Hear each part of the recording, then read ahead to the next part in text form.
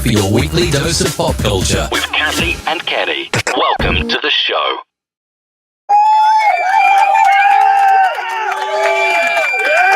Hello and welcome. Welcome to Kathy and Kenny Explain Pop Culture. We are here with you on yet another Saturday night. And just thanks for hanging out with us. It's Kathy and Kenny, and we are pop culture kids. We talk pop culture every Saturday night. Kenny, how are you this Saturday night? I am great this Saturday night. How are you doing? I am tired. I can tell you that. Me too. It was some work today. I was doing some work in the storage area, and then I had lawn work that my neighbor has been so nice. He's been actually mowing the lawn for me, but I have all these hoses and I needed a place to put them. So I got this little bench that you can sit on when when you're not using it for storage. And I actually, put all my hoses and stuff in the bench. So that was kind of cool. I don't know. For some reason, I'm tuned in and it's saying that our show was at 7:30, and I don't know whether we have a feed or not. So We're live. I don't know. We're live. Okay, we are live. It says we're live. I don't know. Let's see if anybody's out there. I don't know. Check the interwebs because I don't know whether it's working. Let me check the interwebs and see what's going on. Because something is a foul. No, we're live. Oh, we are live. Okay. All right. Definitely live. Definitely live. Okay. All right. So I've got some. Now you're on the Facebook page. Is that? No, I went right to the YouTube page. Oh, to the YouTube page. So we are live on YouTube. All right. Yes. It wasn't showing up for me, and you know what? It's just one of those funky things. It's one of those days. It's just one of those days. Now, today we are talking about Black influences in music. And yesterday, I had the opportunity to hang out with one of those influences. The influence is not on our list, but this person is definitely an influence. Yesterday, I got to perform in front of Grandmaster Melly Mel. What a great time that was, meeting him and hanging out with him. And Grandmaster Melly Mel has a braided beard just like me. So I'm sorry. in good company with my beard. Huh? What was that again? Grandmaster Melly Mel has a braided beard just like I do. Oh, get out of here. Yes, I am. I saw him first time I saw him. We standing next to each other. I go, yo, all right for the braided beard club. He's like, yeah, and we found each other and everything. And it was good. It was all good. He was a nice guy. Oh, that's so cool. We performed, and then at the end of the whole show, it was a stop the gun violence peace concert that was going on in the Bronx. And I got on the bill through a friend of mine. And there was some notable people there from different old school rap groups. And Grandmaster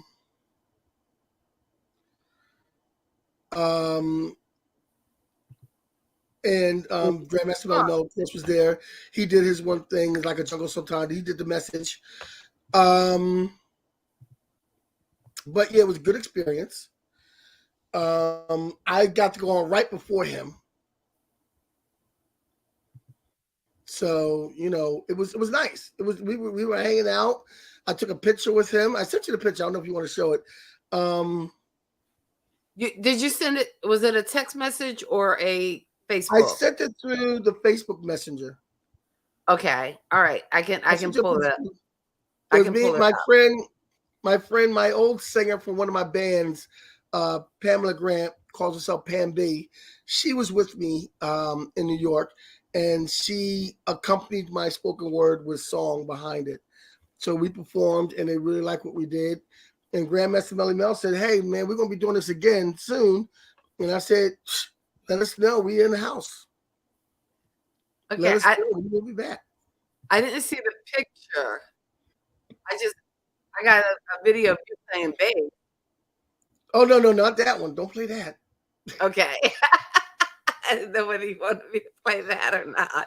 Yeah, no, this week is the first time I actually played bass with my spoken word. So, I got out there, people kind of liked it, and it was kind of cool. So, but Grandmaster Melly Mel was a good guy, and he had a lot to say about the violence and the gun violence and how the music of hip hop has turned from when he did it and the way it is now, and how right. I mean, that is so true, because when you think about, and again, Grandmaster Flash, Melly Mel, the message, Yes. it's like a jungle sometimes. It makes me wonder how to keep on going on. It was like, it reminded you of the Last Poets, because there was a message. Like, Yes. the Exactly. music was reflecting what was going on in the community, and it was to me, even though the message might have been one of kind of despair, but still it put a more positive light on rap. And I don't Yes. know where that change was made, where it became more about glorifying like misogyny and drugs and just ridiculousness, which to me is, if you ask me my opinion, is like the second form of enslavement, because Yes. it's just holding us back. But I digress. I'm not even going to Well, get into. that's you know what, that's a show worth doing.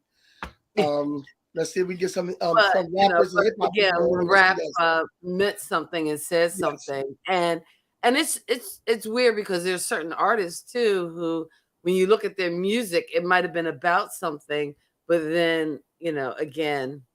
Well, one of the things that was mentioned yesterday was that someone said on the podium that because a lot of people gave speeches. There was a woman that was representative of Joe Biden's office there also that yesterday, giving a speech and whatnot. And there was different groups in the Bronx giving speeches, and there was some other people who were supposed to be there, but they couldn't be. But there's some other activists that were supposed to be there, but they were down in Florida for the young lady who got killed through the doorway.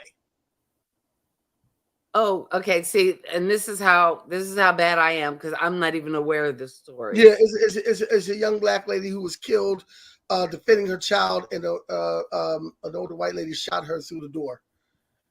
Oh, you are kidding me.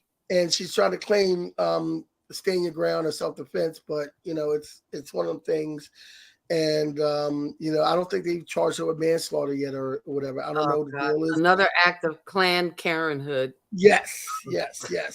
So I saw that on Black Twitter, and I was just like, what? Oh, I like that one. Klan Karenhood.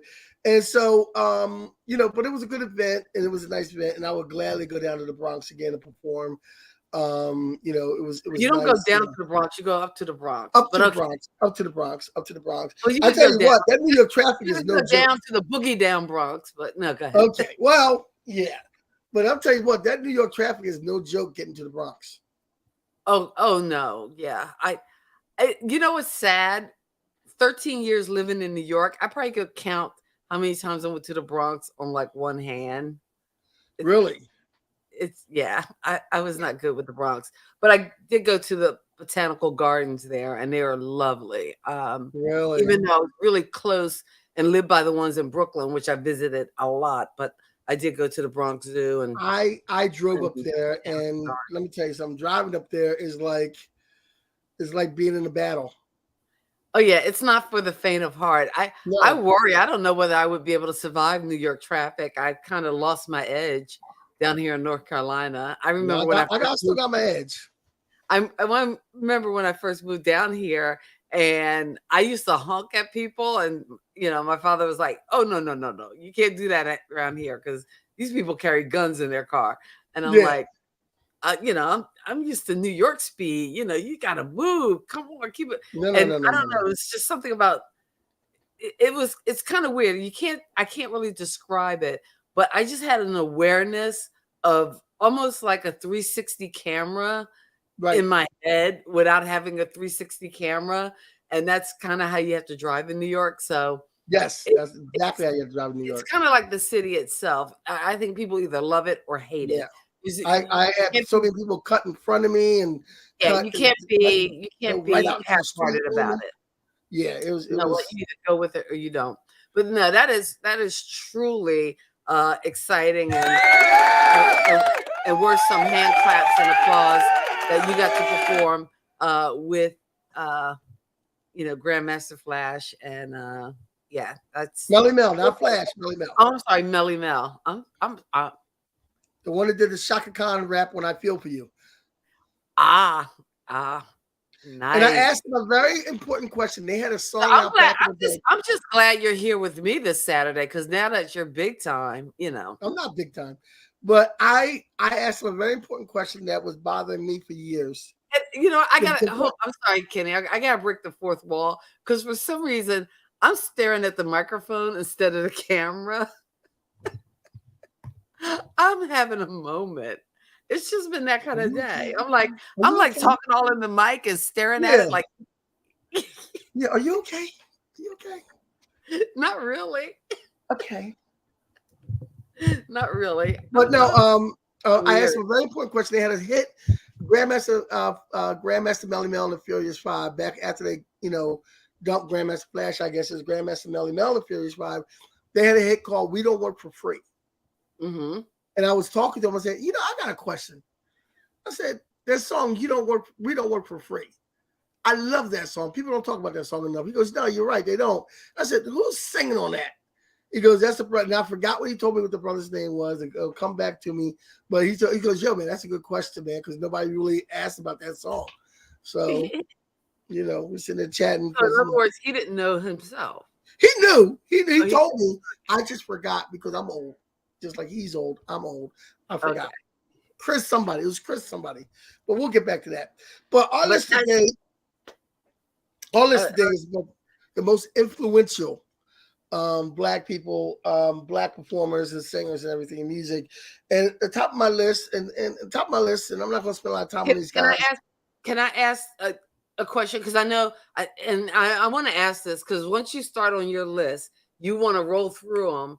And I do want to ask, what do you think, and we'll think about it as we go through these names, what do you think it is that makes these people on this list so influential? What's the one key ingredient?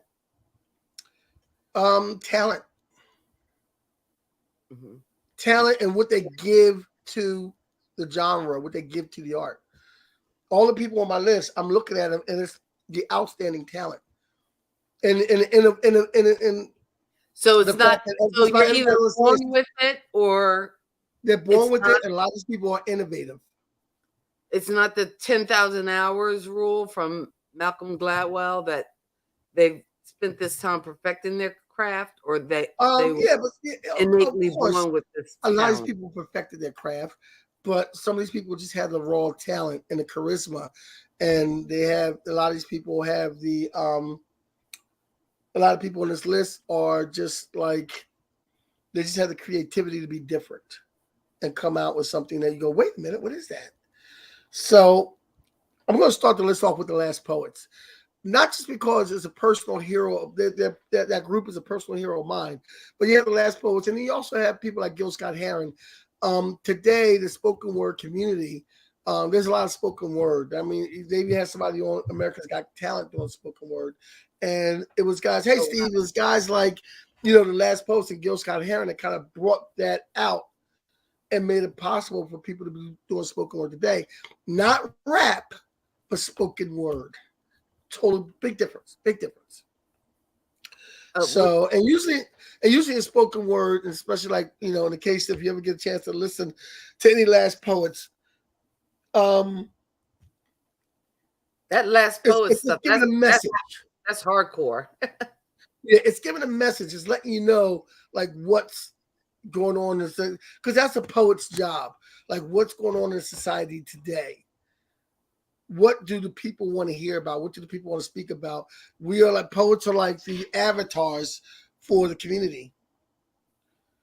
And we're the ones who want to put ourselves in. And that's the way it's always been with singers and poets throughout the ages, So the Last Poets. Garut. Is it, how do you say that word? Garut? The storytellers? Yeah. I don't know how you say that word. I'm Okay. just agreeing with you. All right.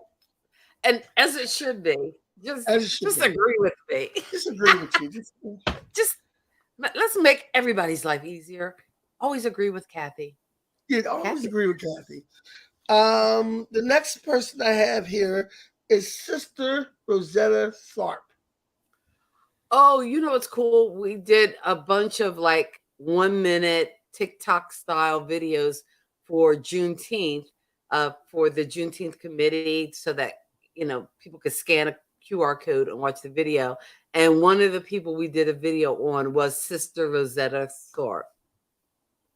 So why was she so influential? And actually, I think was it Elvis or Let me see. so She influenced Elvis, J. Lee Lewis, Eric Clapton, Little Richard, Johnny Cash, Carl Perkins, Chuck Berry, and Jimi Hendrix. oh With the way wow. she played, the guitar, and the way she did things with the guitar, you know, she passed away in 1973.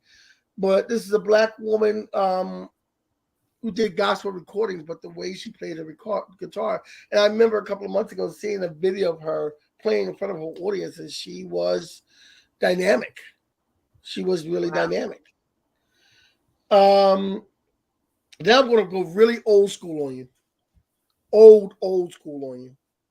Okay. Scott Joplin, the king of ragtime. Oh God. That's like the Yeah. only few bars I can play on the piano Da-da-da, da-da-da-da. of the entertainer. Yeah. And that's it. Well, here's the thing about And Scott Joplin. Here's the thing about Scott Joplin.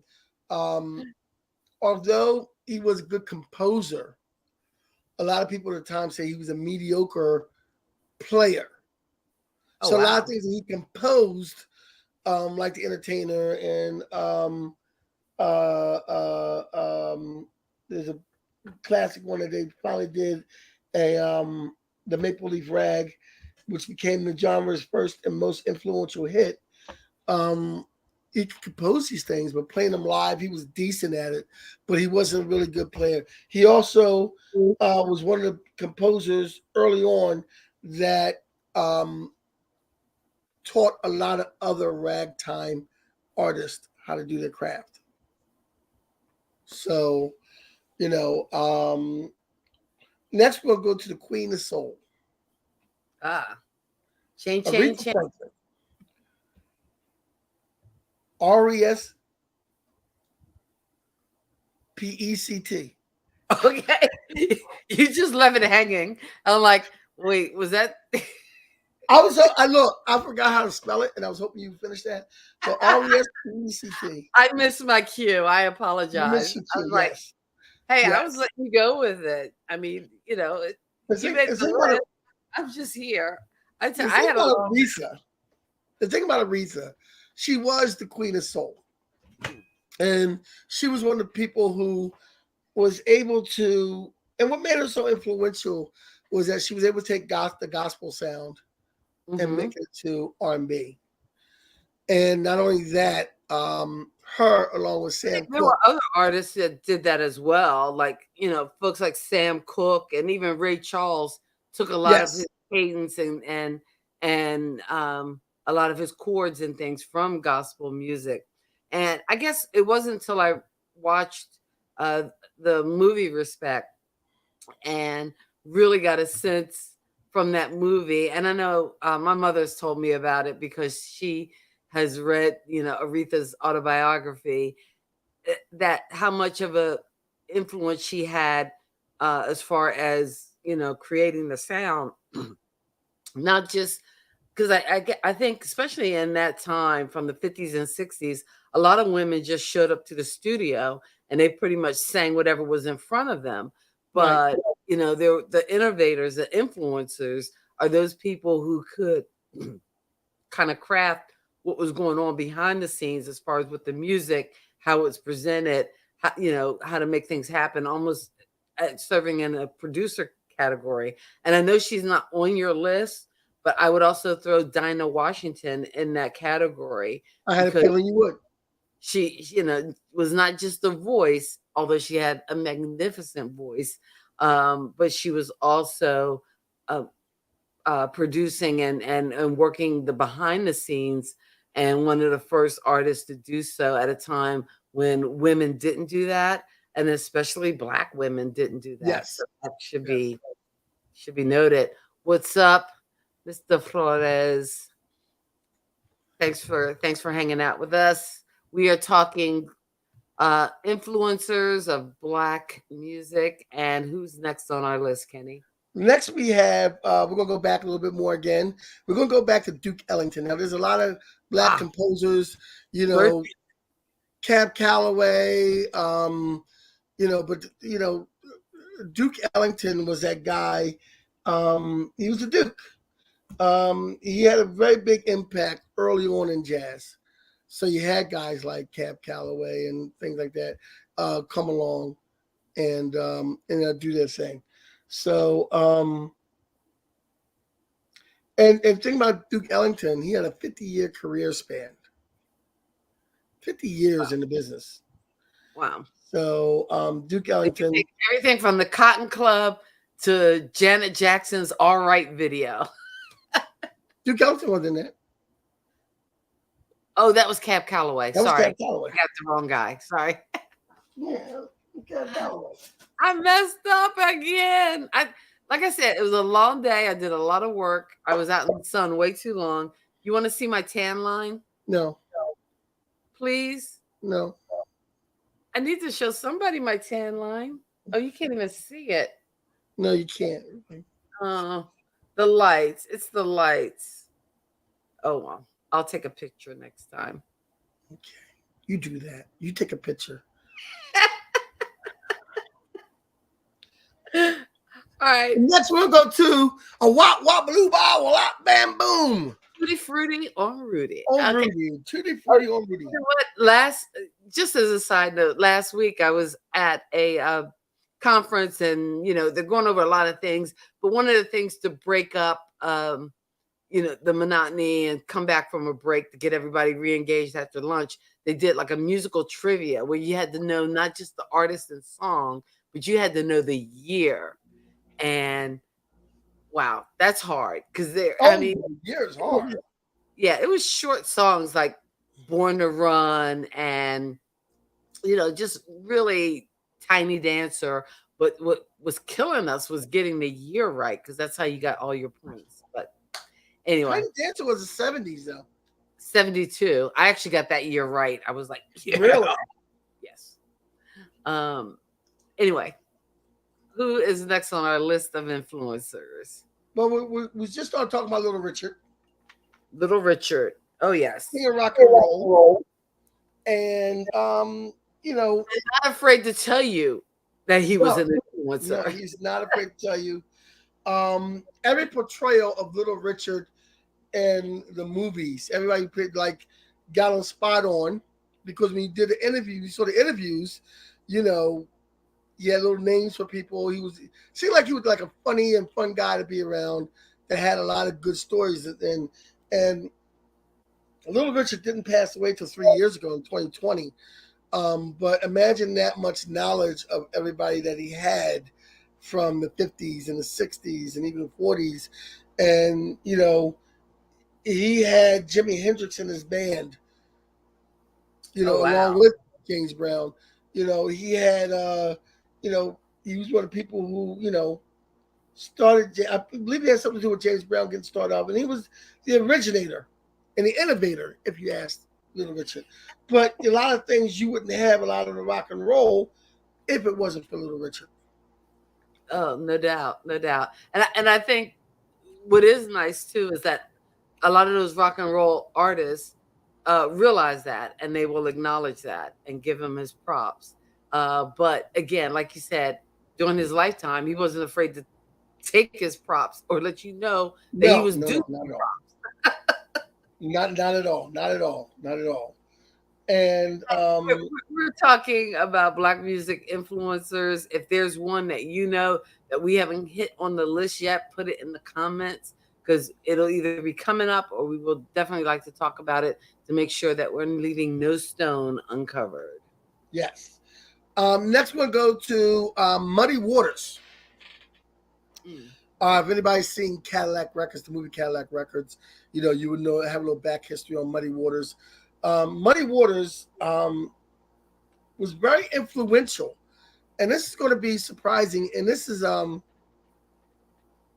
one of the things I've learned throughout my years that I had to learn early. A lot of the British artists were influenced by the black R&B artists and blues artists. Whereas the Rolling Stones actually got their name from one of Muddy Waters' songs.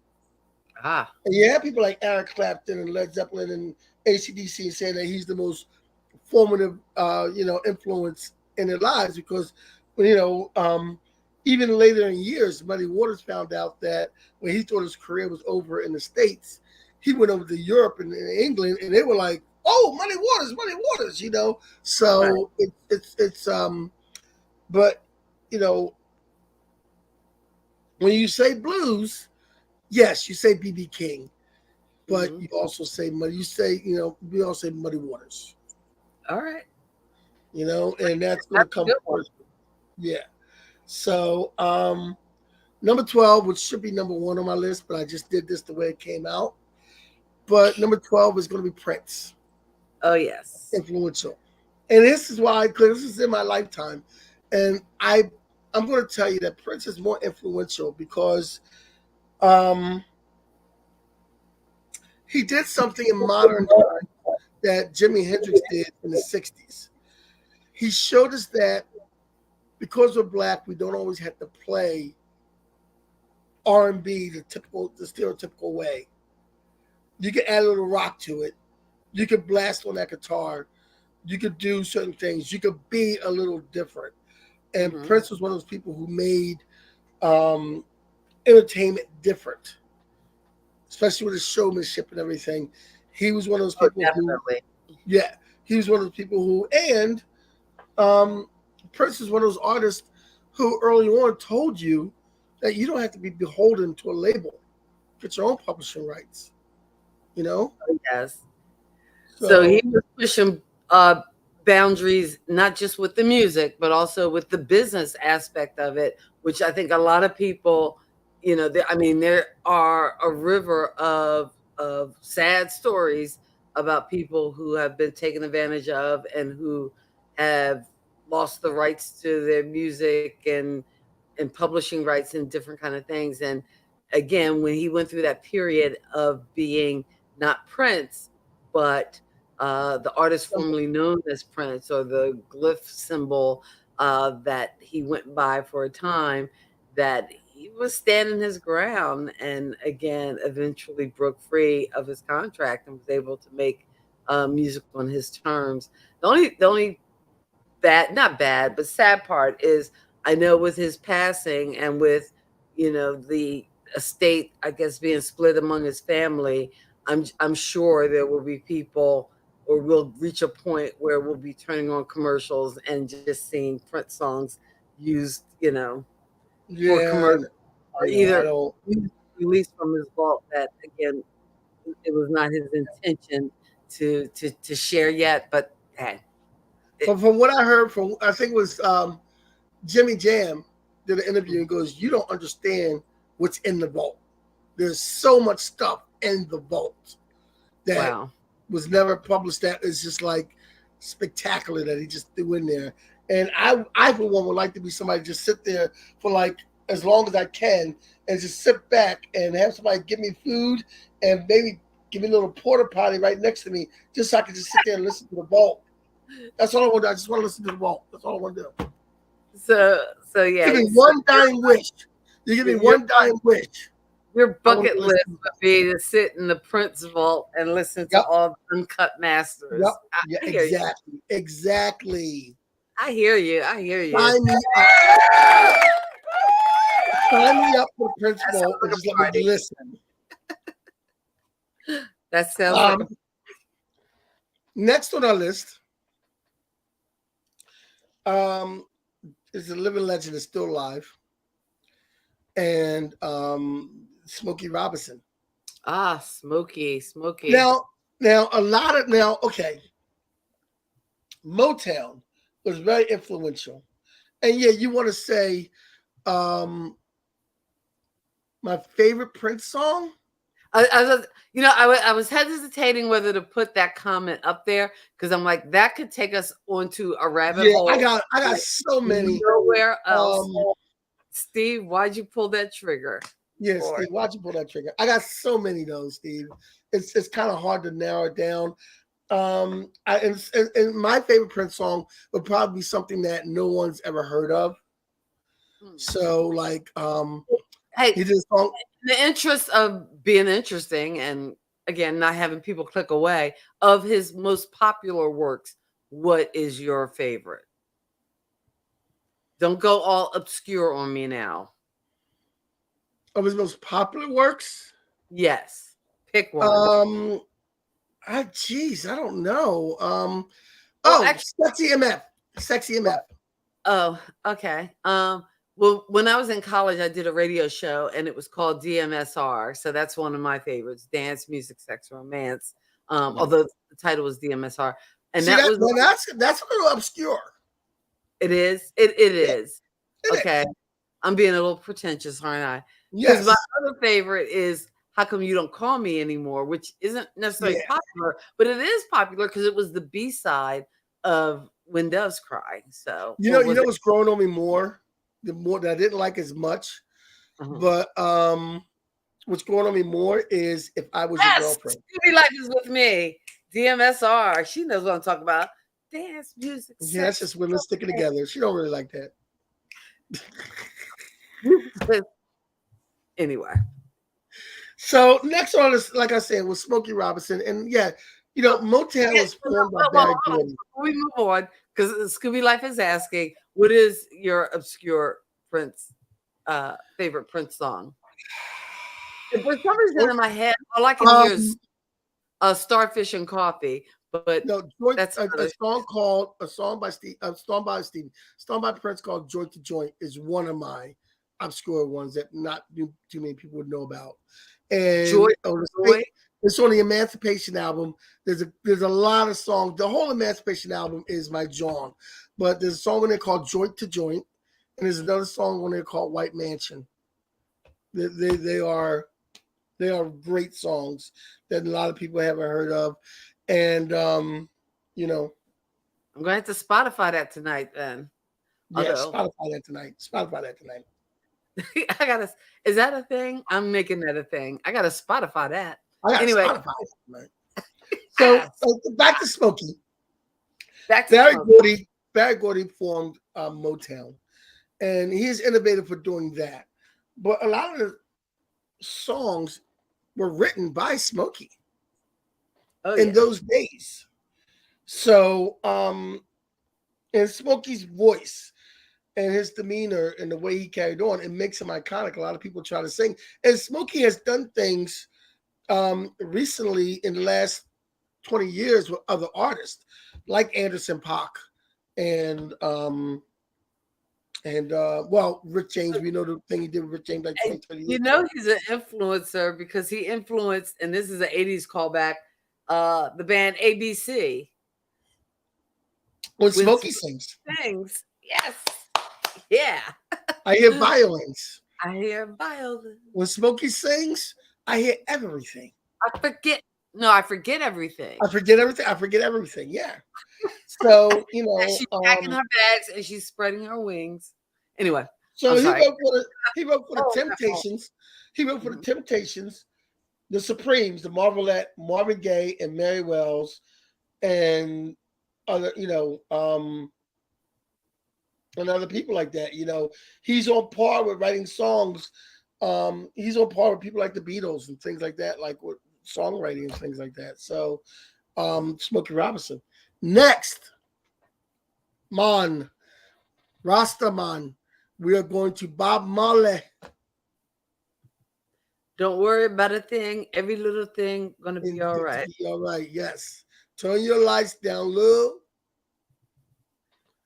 Bob Marley. Yeah, it's the Emancipation album, Scooby Life.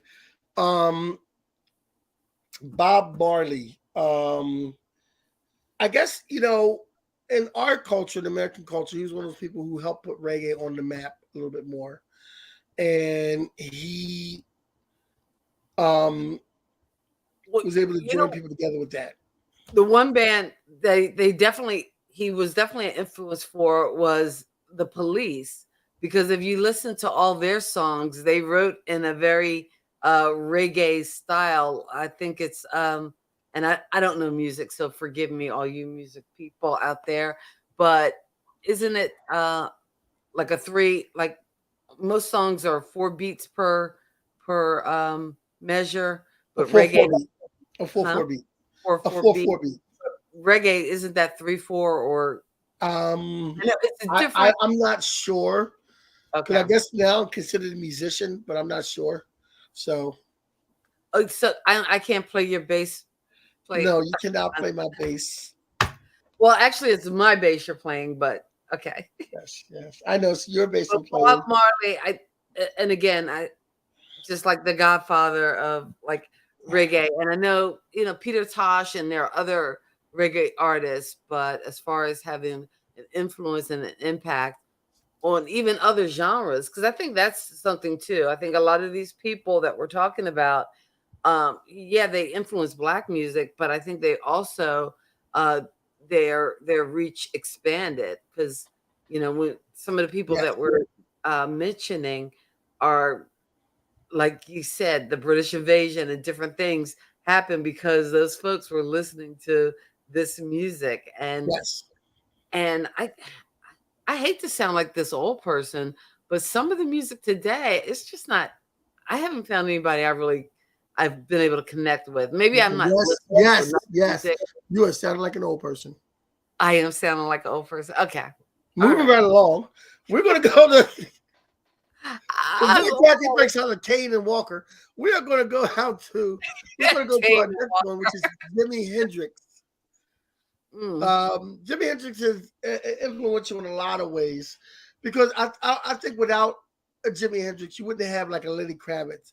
You wouldn't have a color. You wouldn't have a You probably wouldn't have had a Prince. You probably wouldn't have had a Prince. You wouldn't have had a what's the cult of personality? What is that?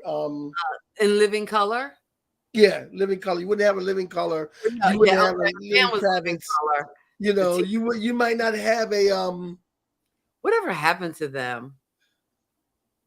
I don't know, but you know my favorite song from them was I don't Glamour know. Boys. Glamour Oh, Boys. I like the Glamour Boys, but Letter to a Landlord is excellent. You can tear a building down, but you can't erase. Beep yourself. Beep yourself. Beep yourself. Uh, Um, and but Jimi Hendrix is well known. anyway, Jimi Hendrix is well known for his yes, rendition in Woodstock of the national anthem, which is very iconic, and that's something people aspire to do. Next on our list, Ed Brown is in the house. Ed, hey Ed, he's late to the party, but he mentioned Nile Nile Rodgers, Rodgers. and I don't Oh, think you know what? Nile Rodgers was on my list, and you are correct.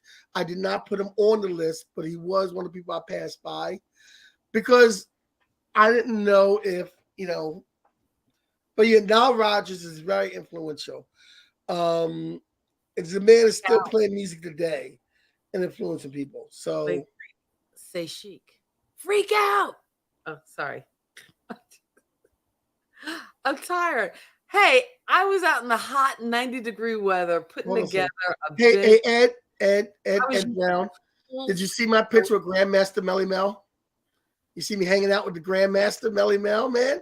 It's like a jungle sometimes. It'll make you wonder why I keep going on. It was dope. You gotta talk about it, Ed. I was hanging out with him, buddy. You go see him in concert. I was hanging out. I was standing right next to him.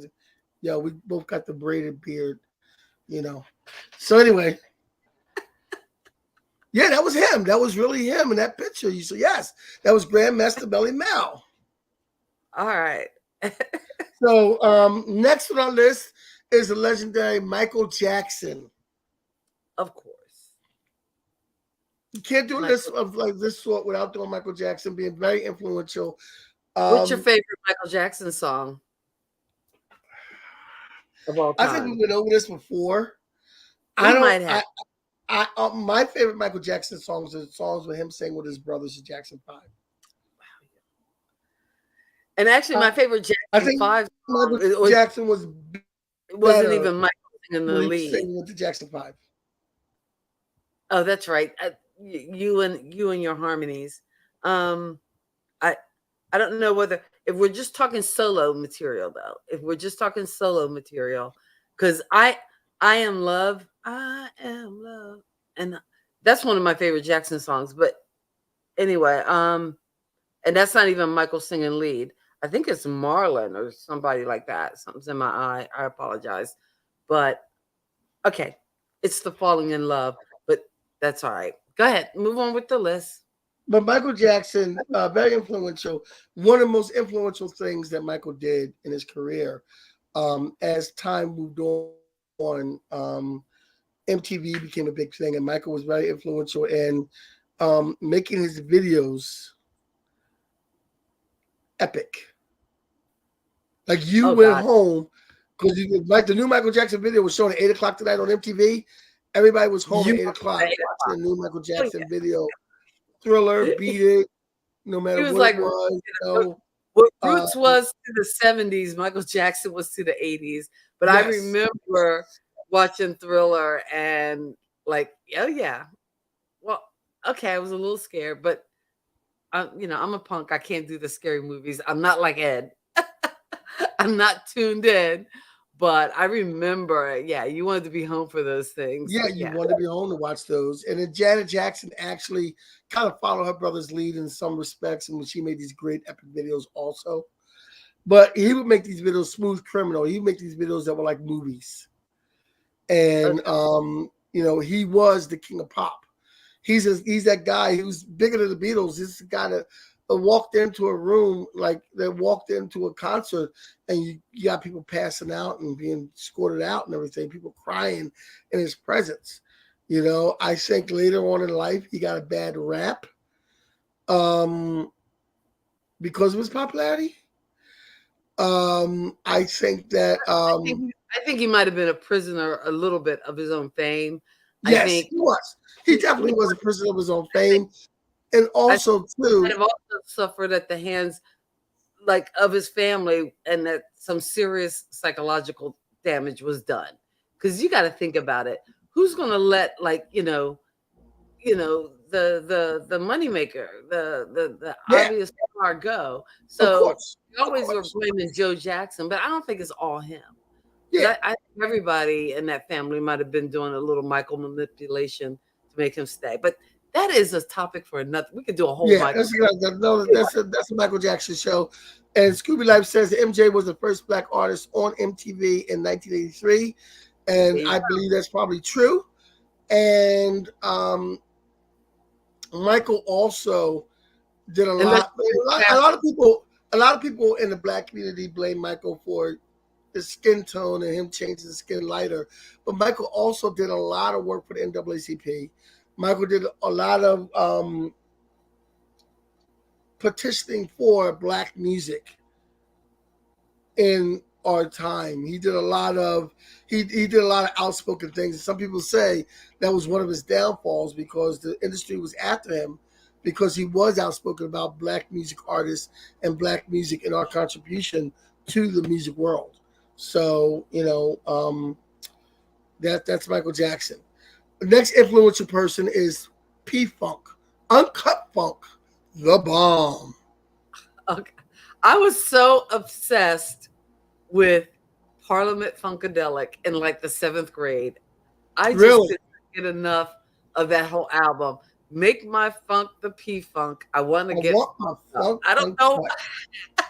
I don't know where that obsession came. So we're talking about George Clinton. You know what? That's why I miss albums. Because part of it was having the whole album, because, they were the album cover. Like, there was just a lot going on. You need to look at that whole thing. You need to pull it out. You need to read your liner notes. Let's let's put it in perspective. This is a group that came out on stage, and one of the guys wore a diaper. So that was way before Flavor Flav and his big. And it was like, and so George Clinton is on our list because he brought on the funk.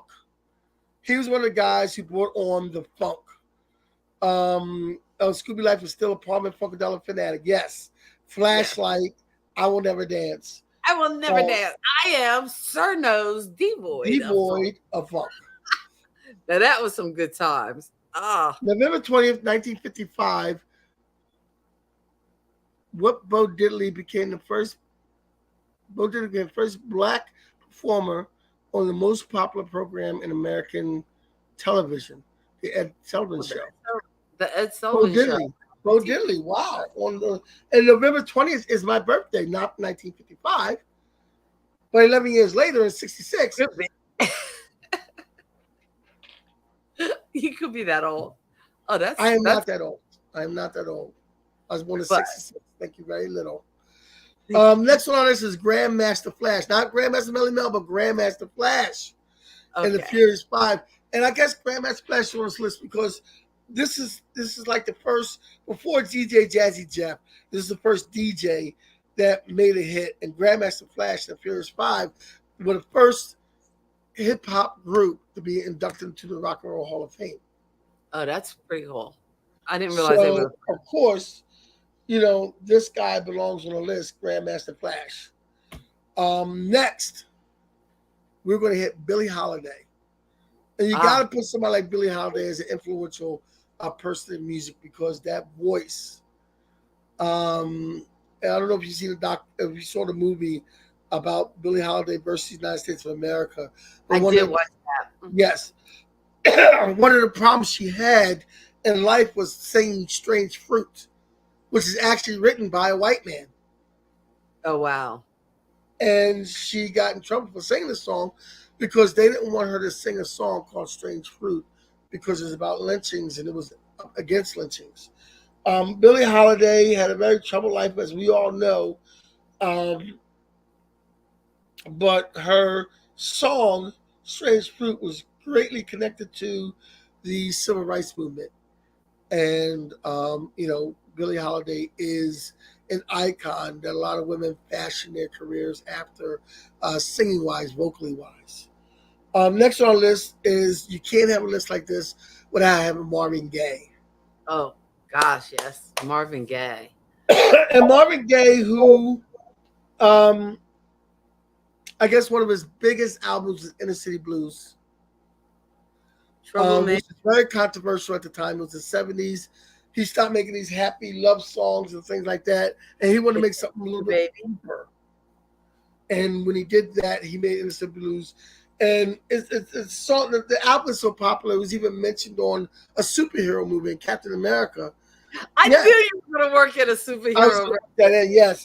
Because you said Marvin Gaye. Yes, that's what because I thought of because in Captain America Winter Soldier, he meets the Falcon, and Falcon knows that Steve Rogers has been on ice all these years, and he's trying to catch up on some things, and he goes, "Listen to Inner City Blues." So he's on your left, he's listening to Inner City Blues, and I know because I'm going to pop up here with Scooby Life. What Scooby Life said about Soul Train first airing in 1971, October 2nd, featuring Gladys Knight and the Pips singing Friendship Train. And this is going to be my hot take, but prove me wrong. I dare you. I feel that the Gladys Knight and the Pips version of Heard It Through the Grapevine is much better than Marvin Gaye's. I told you, we had this conversation before on here. I told you you need to listen to the remix of that song, which is slamming. By who? It's Gladys Knight and the Pips. Oh, but really? It's remixed. Okay. It's remixed with like the bass and the drum beat, and it is awesome. And you said that is that on Spotify? It's on the album of Motown remixes. Okay. But can I Spotify it? Yes. All right. Definitely. Motown remixes. I got to Spotify. Heard It Through the Grapevine. It is awesome. It's totally going to change your world. But Marvin Gaye is on that list, and next we're coming to now. Man. We can't have this list without hitting some jazz artists, and we did hit, we did Billie Holiday, who's considered jazz artist, but Charlie Parker. And this is a guy who's influenced the other jazz artists you had to come behind him, like, Miles Davis and Thelonious Monk and Dizzy Gillespie. Why do you call him Bird? I don't know why they call him Bird. I don't see why they call him Bird. Just because he liked to eat chicken, but they call him Bird because he liked to eat chicken? I mean, according to LA Story, no, La La Land, but I could be wrong. But go ahead. Okay. Well, he was the man who invented bebop and therefore modern jazz. So that's what he's known as, Charlie Parker. And then sometimes on my Alexa, I'll say, Alexa, play me some Bird, play me some Charlie Parker, and I'll listen to Charlie Parker all night. So if I say that to Siri, will she do that? I don't know. I don't have Alexa hooked up. Hey, Siri, play me some Bird. Can't say Bird. I say Charlie Parker. Oh, I gotta say, they won't know. Oh, now it's playing woods and music from the forest. Yeah. Hey, Siri, stop that. I'm in the middle of a show. Hey, Siri, stop the music. Oh my gosh. I gotta go have words with Siri.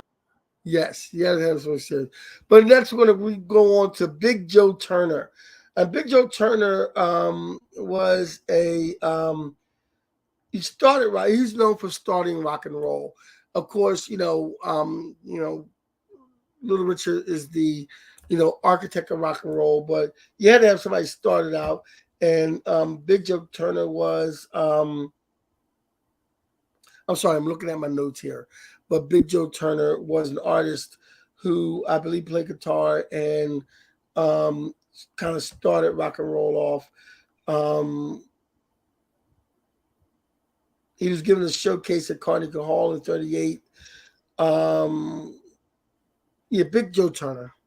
He was a very influential to a lot of guitar players So back in the rock and day. roll didn't start like they said on Back to the Future with No. Somebody called him his cousin Chuck. It's your cousin Marvin Barry. It's your cousin Marvin. You know that new sound you're looking for? No, that's not how it went. Okay, that's not how it went. Next on our list is Ella Fitzgerald. Oh, Ella. Interesting story about Ella Fitzgerald. Marilyn Monroe wanted Ella Fitzgerald to play an all-white venue in Hollywood, and they wouldn't let her in there. And Marilyn Monroe said, if you get her in here, I will be there every night and you will get free publicity. But you got to have this woman in here. She is fantastic. And sure enough, they got Ella Fitzgerald in there, and Marilyn Monroe showed up every night. And after that, after that, Ella Fitzgerald never played any small venues again. Wow. She never played. Now, Ella Fitzgerald is her jazz, the voice in jazz, and when she starts scatting. One of my favorite recordings of Ella Fitzgerald is her live in Berlin doing Mac the Knife, where she improvised half the song. And it was outstanding. It was very raw. And I like to hear things like that from back in those days. And but that's Ella Fitzgerald, and she is a voice to be reckoned with in the time. And that's when I have someone who recently passed away. And that's Tina Turner, the Mighty Burner, who showed women that rock and roll is everyone's sport, not just for men. I like the way you I've never seen What's Love Got to Do with It. But the story of I see.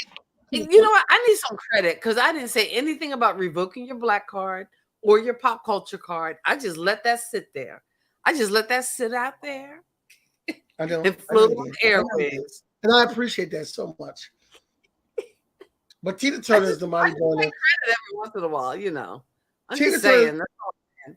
But before we get to Tina Turner who crossed over on genres, was able to make a comeback. And she's influential because she was able to show women that it's never too late to make a comeback. It's never too late to do what you do. Kirsten, it's not funny. Don't laugh. It's never too late to do what you do. You can always come back and do what you're doing. That she came from. How many times can you say "do" in one sentence? I don't know.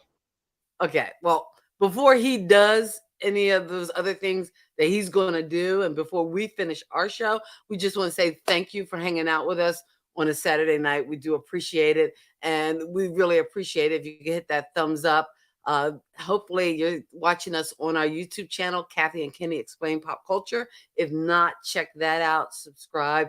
We really appreciate it. You can always support the show by buying us a coffee. Check out the links in the description. And we also want to send a big shout out to those of you listening to us on the podcast.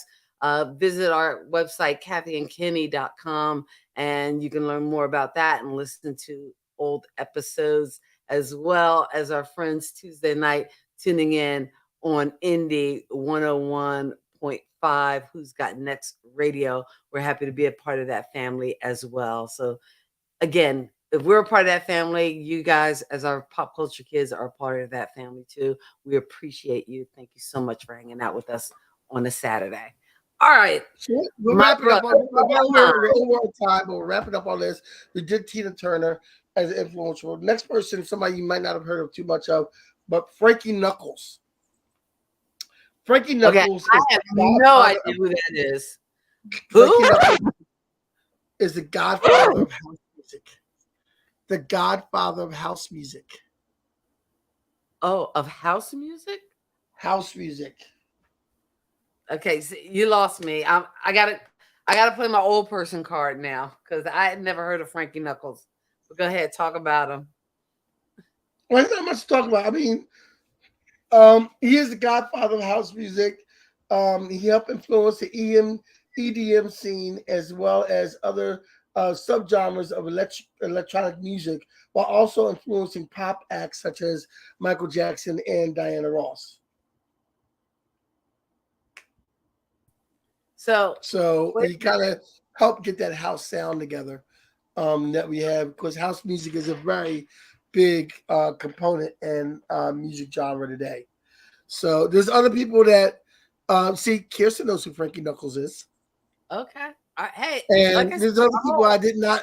There's other people I did not mention. I forgot. I thought I put them on the list, but very influential person, Stevie Wonder. We didn't hit Stevie Wonder.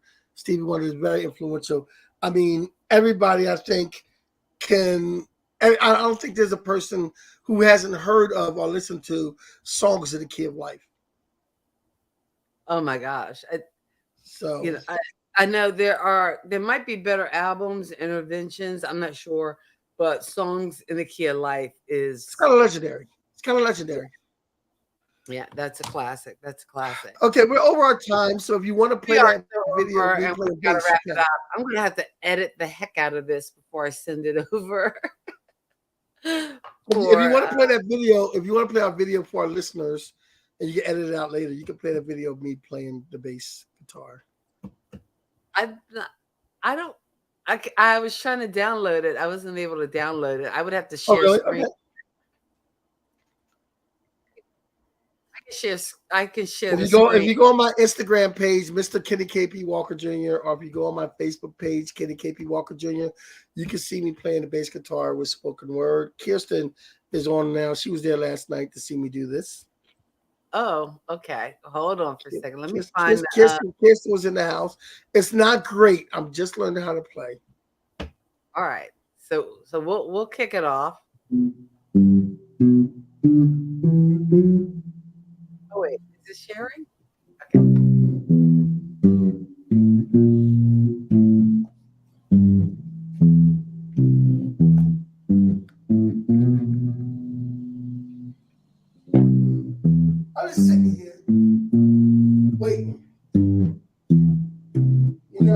When my bass chilling.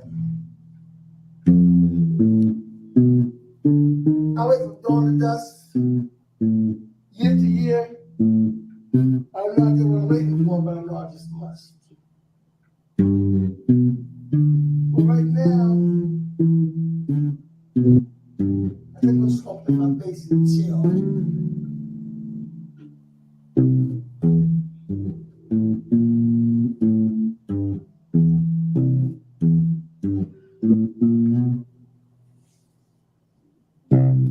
I be waiting for time, like a bird that flies, as I watch it go by. I be waiting for the next crime.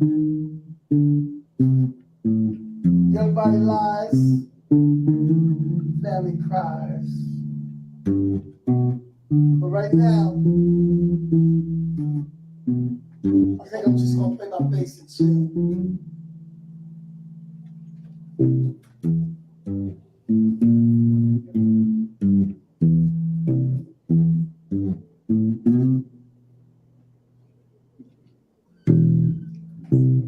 I be waiting for the sun to rise. Hang through it all as the night slowly falls. I be waiting to grow in size. Make my mark against the wall, hold the girl real tall. But right now, I think I'm just gonna play my bass and chill.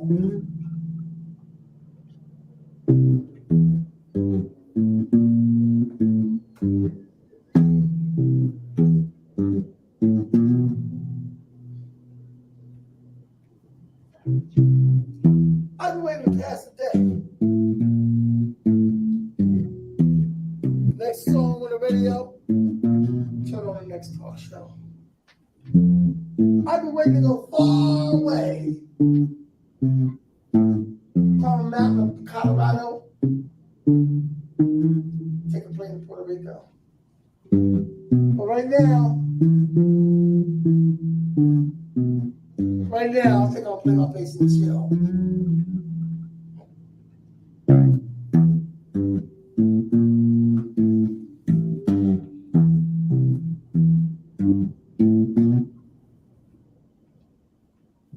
You know, I have no idea what I'm waiting for, but as I watch life go by, I realize I can't wait anymore. So as I'm waiting through and life begins, I realize I have much to do because I'll be living free then.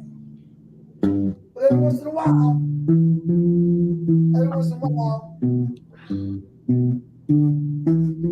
I'll play my bass and chill.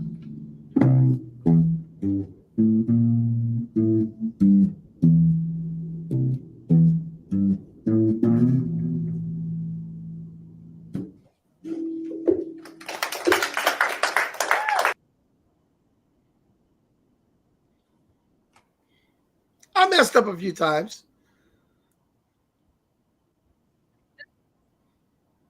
Oh, sorry. I killed it. Sorry. I messed up a few times, but you know.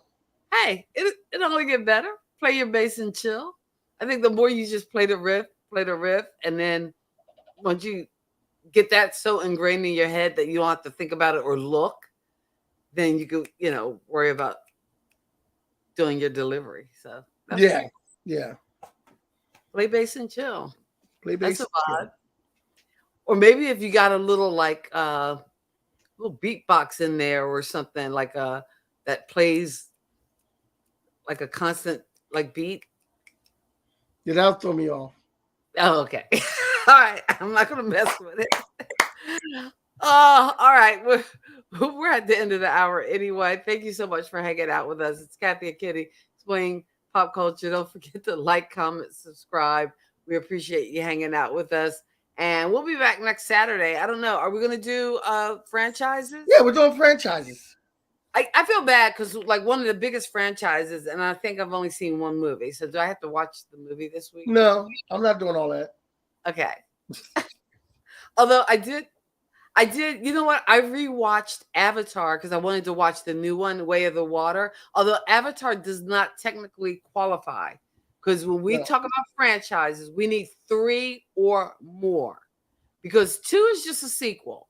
Anybody can do I've 2. never seen any Indiana Jones movies. You are kidding. What? I've never seen any Indiana Jones movies. I don't even think I know you.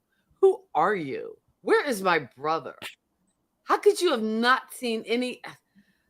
All right, we got a lot of work to do, so you need to go. You need to do some homework. I'm sorry, we can't talk franchises if you can't be at least. We're gonna talk franchises. At least week. Indiana Jones literate. Come on, Kirsten. Don't give me that. Don't give me that, Kirsten. I don't want to hear it. Oh my God! You just TV life. I don't want to hear either one of you guys. I don't want to hear it. I've never seen an Indiana Jones movie, and I'm okay for that. Oh, pop culture card revoked. We're talking franchises next week. 3 or more movies. We got your Star Wars. We got your Harry Potters. I have seen all the Fast and Furious movies, though. I don't think we'll be talking Fast and Furious. And of course, we've got to include Die Hard. That's next Saturday on Kathy and Kenny Explain Pop Culture. We'll see you then. Peace. Peace. God bless your soul and keep living. Peace.